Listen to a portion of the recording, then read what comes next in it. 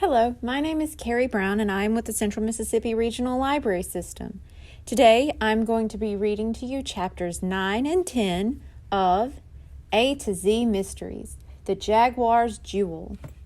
Written by Ron Roy, illustrated by John Stephen Gurney, published by Random House, New York. Chapter 9. Dr. Pitts stepped into the dark office. The kids watched him creep toward Uncle Warren's desk. Suddenly, he switched on his flashlight. Turning slowly, Dr. Pitts played the beam around the room. In James's office, Dink shrank back against the wall. He held his breath. Next to him, he could feel Josh and Ruth Rose trembling. Dink dared to peek out again. The flashlight was now lying on the desk. Its beam made a yellow circle on the fish tank. Dr. Pitts was crouching down, staring into the tank. Suddenly, he swore. Dink watched Dr. Pitts grab his flashlight and shine it wildly around the room. Dink froze and held his breath. When he peeked out again, Dr. Pitts was shining the flashlight beam at the floor near his feet. He bent over and touched something on the floor. Dink thought about the water Ruth Rose had dripped there. Dr. Pitts once more shone the flashlight's beam around the dark office. The light fell on James's door. "Who's in there?" Dr. Pitts said. Dink closed his eyes. He felt his whole body grow cold. Ruth Rose let out a soft gasp. Then Dink heard footsteps. Dr. Pitts was coming toward their hiding spot. "We have to get out of here," Dink thought. He pressed himself against the wall, but suddenly the wall wasn't there. Dink felt a strong hand grab his arm. Another hand went over his mouth. Struggling, Dink felt himself being dragged backwards. "Don't speak," a hoarse voice whispered in his ear. "Come with me." Too frightened to resist, Dink let himself be led. He reached out for Josh and Ruth Rose, but felt nothing. Where were they? "Down here, quickly," the voice said. Dink felt stairs under his feet. As he stumbled down, he smelled something familiar. At the bottom of the stairs, a door opened. Dink saw light. He smelled onions. He was in Yvonne's kitchen. Then Josh and Ruth Rose piled into him. Yvonne released his arm and slammed the door shut. This was the same narrow door Dink had seen her close before. "Come," Yvonne said, putting a finger to her lips. Yvonne rushed them toward the front of the restaurant. "The thief is still up there," she said. "I must lock the outside door. He will be trapped. No?" She hurried toward the exit, but Dr. Pitts was already racing past the restaurant's window. "He is gone!" Yvonne wailed. "Now we will never catch him." "It's okay," Dink said, grinning. "I have a feeling we caught him on video." "Video?" Yvonne asked. "I do not understand." "My uncle has a hidden camera in the office," Dink explained. He looked at Josh and Ruth Rose. "I hit the rewind button before we had to hide, remember? I'll bet the tape rewound to the beginning and started recording again before Dr. Pitts came in." "Not only that," Josh said, "his fingerprints should be on the letter opener." "Letter opener?" Yvonne asked, looking at the three kids. "I think I figured that out," Ruth Rose said. "When the lights were turned off, he must have used the letter opener to pry the jewel out of the Jaguar's paws. Then he quickly switched in the fake and slipped the real jewel into the fish tank." "But what does it matter, this camera and these fingerprints?" Yvonne said, "if he has the jewel." "But he doesn't," Ruth Rose said. She opened her fist and showed the emerald to Yvonne. "It was in the fish tank, and I got it out before he did." "How lovely," Yvonne said, giving Ruth Rose a hug. "Now what?" Josh asked. Yvonne went for the wall phone. "Now we call the police," she said. Chapter 10. Jean-Paul held up his water glass. "I propose a toast," he said. Uncle Warren and Yvonne raised their glasses. "To 3 brave and smart kids," Jean-Paul said, looking at Dink, Josh, and Ruth Rose. "Hear, hear," Uncle Warren said.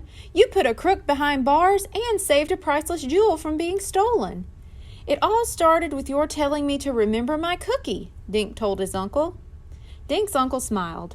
"I knew if I gave you my key and reminded you not to trust what you saw, you'd figure it out." "Ruth Rose's cookie said she'd find a treasure in an unexpected place," Josh said. "And she did." "And Josh noticed that the letter opener had been moved," Ruth Rose said. "Yeah, and Dink found the video recorder behind the books," Josh said. Dink smiled at Yvonne, "And thank goodness you rescued us." "When I came to give you more cookies, you were gone." Yvonne said. Then I saw that doctor man sneaking into the downstairs door. I ran up the back stairs. Why do you have those hidden doors? Ruth Rose asked Dink's uncle. Many years ago, the Porter Museum was a private home, he explained. Old Mr. and Mrs. Porter's servants used that back stairway to go up and down. When the Porter home became a museum, the architects decided to leave the doors and stairway as they were. I'm glad they did, Josh said. When I'm away, Yvonne comes up to feed my fish, Uncle Warren said. Yvonne smiled. And you thought perhaps I was the one who took the jewel, no? Dink blushed. Yeah, but then I saw Regina Wu sneak into the building, so I thought it was her too. Uncle Warren laughed. She called a while ago and explained that, he said. She'd forgotten her umbrella and went back up to get it. Uncle Warren, Dink said, why didn't you tell the police about the camera and the video? His uncle laughed. I honestly forgot the camera was there, he said. Besides, I'm a dunce when it comes to anything electronic. James had it installed, but even he tends to forget about it.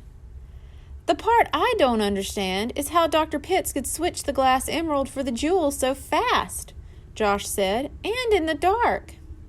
I'm sure he practiced, Uncle Warren said, and when he first came in, he must have spotted the letter opener on my desk. So that's why he wanted us to put the Jaguar down on the desk close to the fish tank, Dink said. He knew he was going to slip the emerald into the water. His uncle nodded. Yes, and then come back later to get it.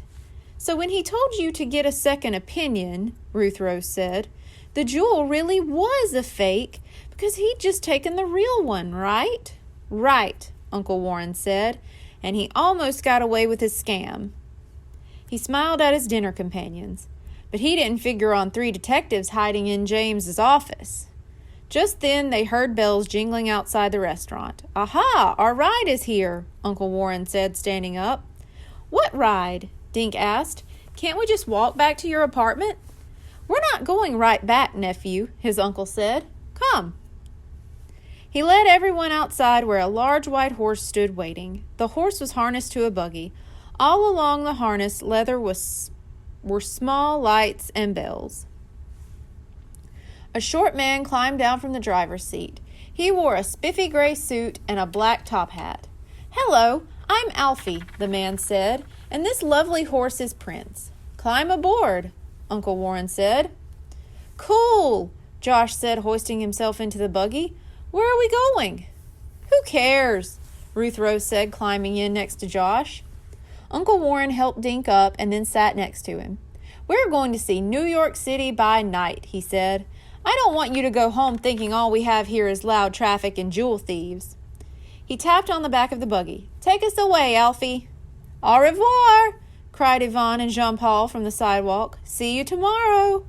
Alfie clicked his tongue at Prince, and the buggy began to move. Slowly the horse clip-clopped down the street. Dink sat back and gazed up at the sky. A billion stars blazed down at him. One star was larger than the others, and it looked green, like a jewel. The green star blinked, then disappeared. Dink laughed. What's funny? Josh asked. Dink shook his head. Nothing, he said. Just my eyes playing tricks on me again. The end. Thank you. Goodbye.